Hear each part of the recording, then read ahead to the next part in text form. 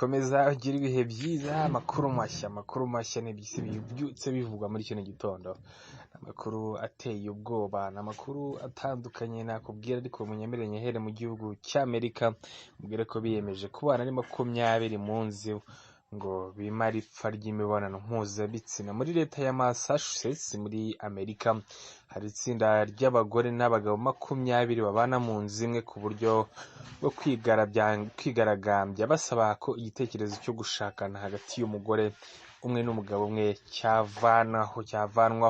Ni itsinda riba mu nzu imwe mu nkengero z'umujyi wa Boston, aho bamwe basanzwe bafite abo bashakanye nk'umugore n'umugabo, ariko abandi bakiri ingaragu nubwo bose bahurira ku gutera akabariro nk'itsinda. Bose biyita abakundana kandi bavuga ko bagirana ibihe byiza byo gushimishanya bari kumwe.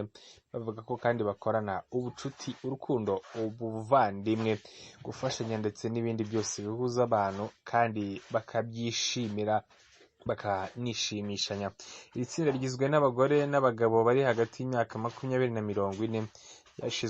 Byashinzwe mu mwaka wa 2020 ubwo bamwe mu bari bafite ingo n'ingaragu bahuriye hamwe biyemeza kubana. Gusa bavuga ko rimwe na rimwe mu itsinda hajya habamo nk'ibibazo by'ishyari, kutumvikana ku bintu bimwe ndetse no kudahuza igihe babonekera, kandi ibyo binyuranyije n'amasezerano bagiranye yo gushimishanya. Gusa bavuga ko nubwo ibyo bibazo bitabura, ariko ntibabuza gushimishanya ari byo byinshi, cyangwa se ibibashimisha ari byo bisanga ari byo byabaye byinshi.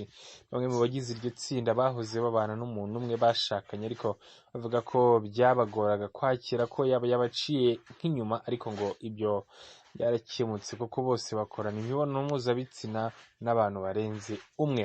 Umugore umwe muri bo witwa Bini aganira na The New York Times yagize ati, turabizi impamvu gushaka umugore umwe ikiganje cyane ko bishingiye ku mico y'abakurambere bacu, aho abagore batagiraga uburenganzira bwabo. Ngewe nk'umugore kandi ufite ibyiyumviro bitandukanye ku mibonano mpuzabitsina, kuba nshobora kubaho ubuzima bwanjye uko bishoboka bwose, nakeneye uruhushya rw'umugabo wanjye bimpa imbaraga. Bavuga ko uburyo bisanzuranyeho mu guhuza ibitsina nta mupaka, kandi ari abantu 20 bigashoboka bitazatera imbaraga n'abandi bafite ibitekerezo bitari ibyo kubana n'umuntu umwe gusa bisanzura nabo bagakora imibonano mpuzabitsina bifuza. Ngayo nguko igikorwa cy'imibonano mpuzabitsina, abantu bari kugerageza kubikorana ndetse bakanabyishimira. Ubwo reka tuzarebe n'ahandi uko bizagenda niba bamara gusohora ino nkuru. Reka mubwire ko nanone inyubako y'umuryango wa Rwigara igiye gutezwa cyamunara. Umutungo ugizwe n'inyubako, ngombwa ko Rwigara yahoze ari umunyarwanda wari utuye hanze. Umutungo ugizwe n'inyubako waruye kuri Asinopol Rwigara na Mukangemanyi Adeline yashyizwe ku cyamunara kubera umwenda wa banki. Umutungo uzagurishwa ugizwe n'inyubako yubatswe ku butaka bufite UPI 1-009-03620 bibaruye kuri Asinopol Rwigara na Mukangemanyi Adeline uherereye mu mudugudu w'Ishema, akagari ka Kiyovu, mu murenge wa Nyarugenge ho mu karere ka Nyarugenge. Ni ubutaka bufite ubuso bungana na metero kare 1 ndetse na 837 bwagenewe agaciro ka miliyoni 1,478. Umutungo utimukanwa uzatezwa cyamunara umwe muri muryango wa Rwigara ufite muri Kiyovu.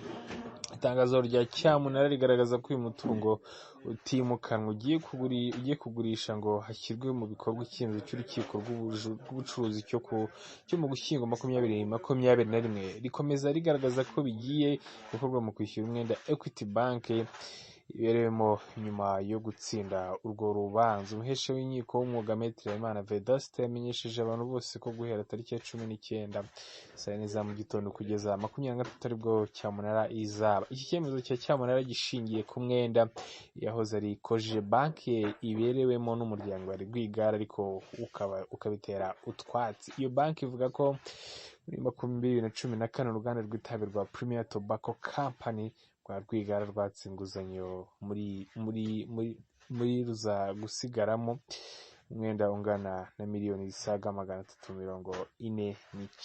ngayo nguko numva ko ni ibintu bitoroshye ku muryango wa Rwigara nyuma yo guhura n'ibindi bibazo bitandukanye. ubwo inzu yawe igiye kubigurishwa, nta kundi reka ngushimire cyane, ukomeze ugire ibihe byiza kuri Mugari Media TV, dukomeze kubana. yitwa Patrick.